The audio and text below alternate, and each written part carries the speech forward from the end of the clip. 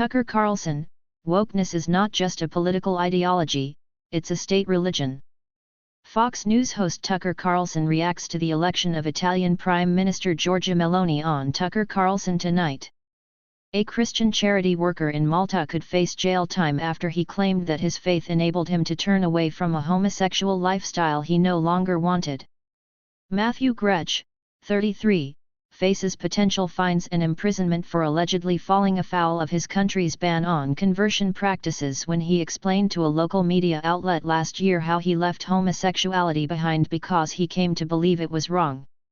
I was invited by this new emerging platform in Malta called P News to share my story and to discuss sexuality in general, Grech told Fox News Digital, noting that he was surprised when police later called him early on a Sunday morning and ultimately served him with a prosecution order summoning him to court on February 3.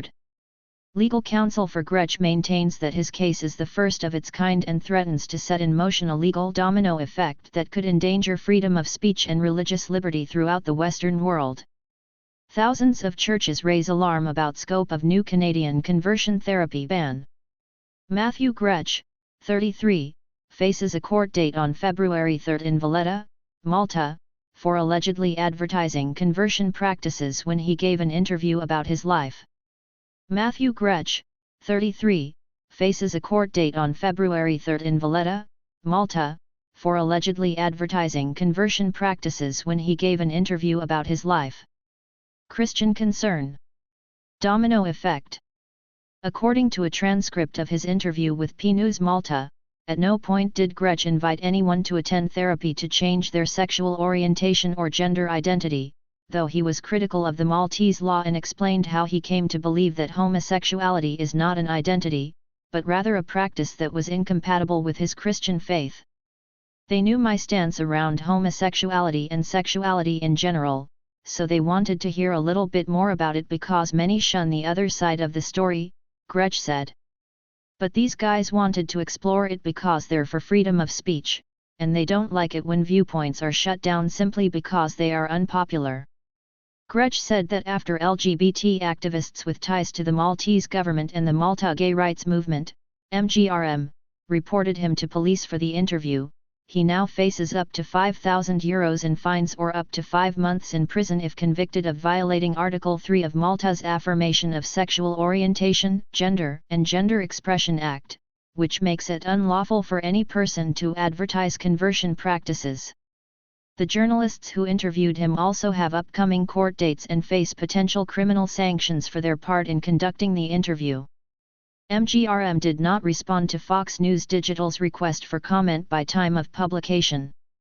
Grech faces a court date on February 3 in Valletta, Malta, for allegedly running afoul of the country's ban on advertising conversion practices.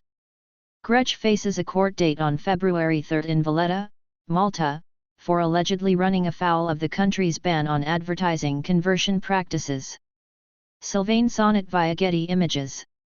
Grech is slated to appear before the Court of Magistrates in Valletta on February 3, where he will be assisted in legal defense by the Christian Legal Centre, CLC, a London-based non-profit that focuses on cases of religious discrimination against Christians.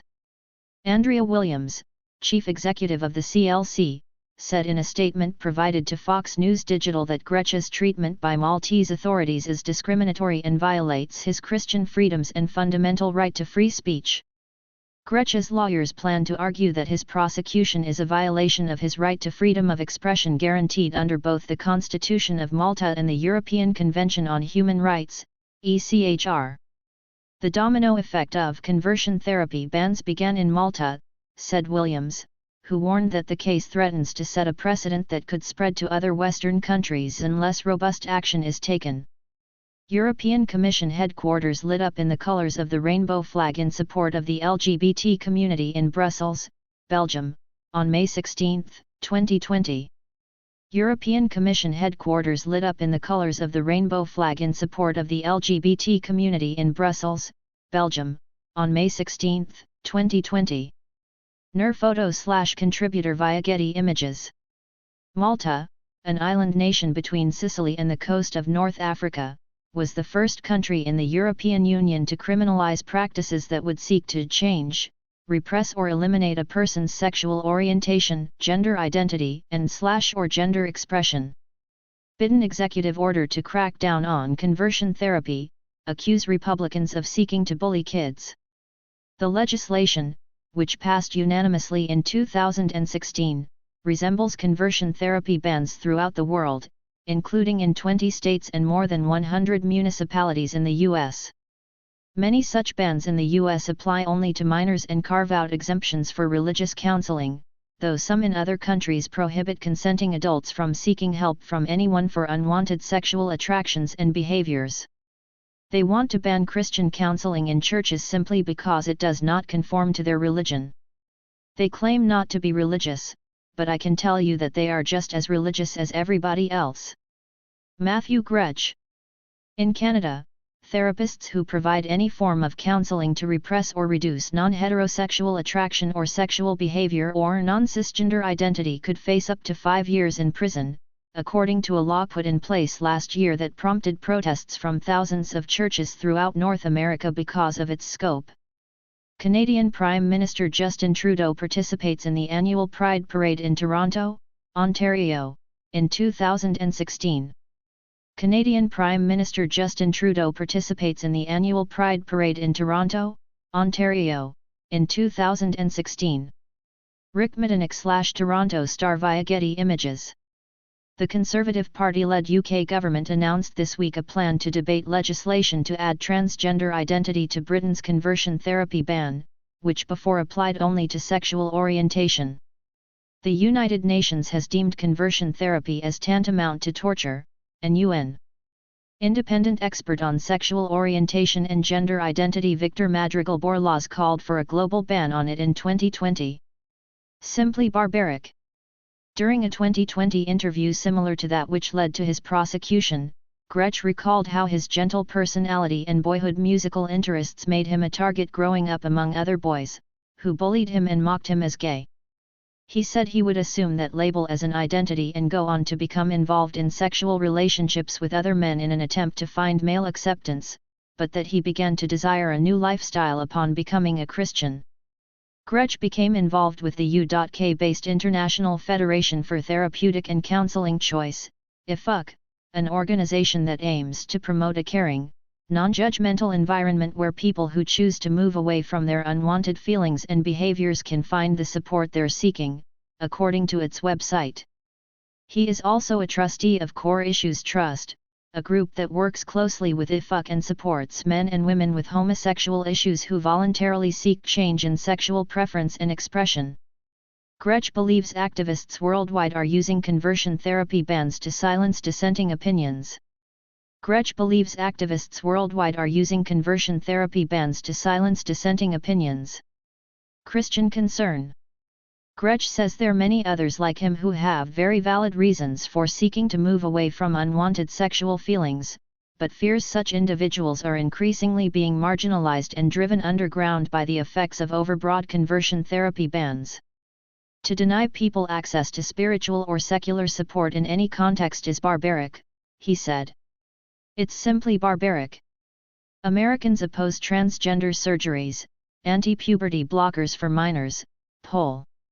Gretsch believes the activists propelling the sort of conversion therapy ban enforcement he is facing don't just want to ban forced help or support, they want to ban our views altogether. They want to ban Christian counseling in churches simply because it does not conform to their religion, he said. They claim not to be religious, but I can tell you that they are just as religious as everybody else. They do have a belief system, they do have a very specific vision.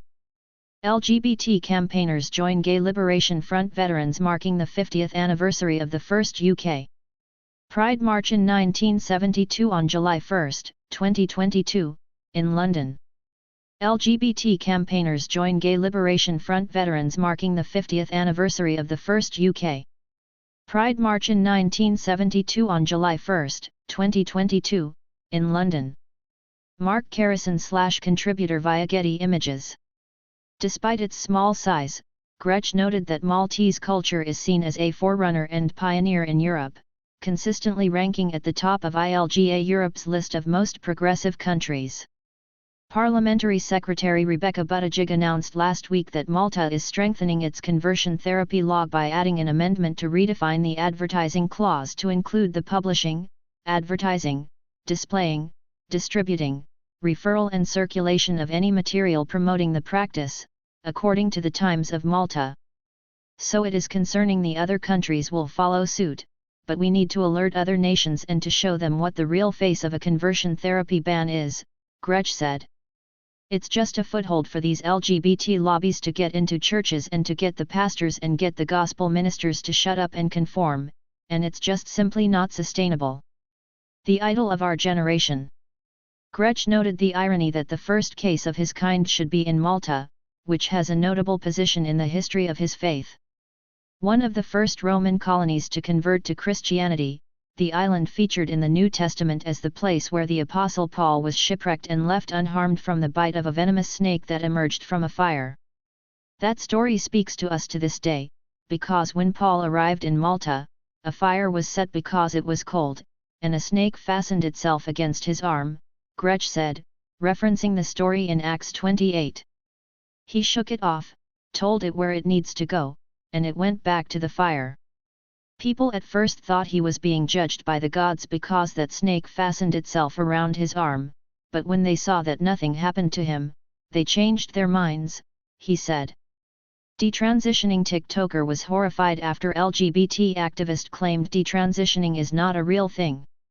The Apostle Paul shakes a viper off of his arm into the fire, as recounted in Acts 28. The Apostle Paul shakes a viper off of his arm into the fire, as recounted in Acts 28. ZU_09 via Getty Images. Gretsch likened the biblical story to his legal battle and the spiritual struggles of people like him who fight to maintain their faith despite their feelings amid what he sees as the tightening grip of opposition from government and the culture. I believe that as we survive this snake that is trying to poison us and harm us, as we look toward God, who is able to save us and redeem us, people will shift their perspective, he said. We believe in the best for our nation, but there has been an idol that has been set up, and it needs to come down, Gretsch added. We are facing the idol of our generation, and we're saying, we're not going to bow down to you, no matter what the cost.